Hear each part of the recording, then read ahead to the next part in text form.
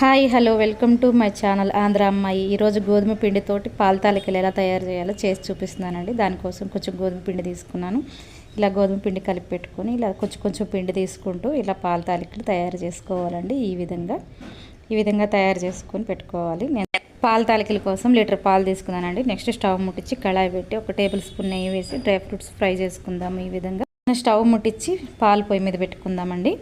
Next మనం ఈ పాలు కాగేలోగా ఇందాక మనం తయారు చేసి పెట్టుకున్నాం కదా పాల తాలికలు, కొంచెం నెయ్యి వేసుకొని ఫ్రై చేసుకుందాము. పాలు కాగినాయండి. మనం ఫ్రై చేసి పెట్టుకున్నాం కదా పాల తాలికలు, దీంట్లో పాలల్లో వేసుకొని ఉడికించుకుందాము. ఈ విధంగా ఉడికితే చాలండి, ఎక్కువ ఉడకాల్సిన అవసరం లేదు. ఫ్లేవర్ కోసం ఇలాచీ పొడి నేను 2 స్పూన్ల షుగర్ వేసుకున్నాను. కొంచెం పెద్ద స్పూన్ తోటి మీరు చూసుకొని వేసుకోండి. ఫ్రై చేసి పెట్టుకున్న డ్రై ఫ్రూట్స్ వేసుకుందామండి. అలాగే ఇంకొక టేబుల్ స్పూన్ నెయ్యి వేసుకుందాము. అంతేనండి, రెడీ అయింది.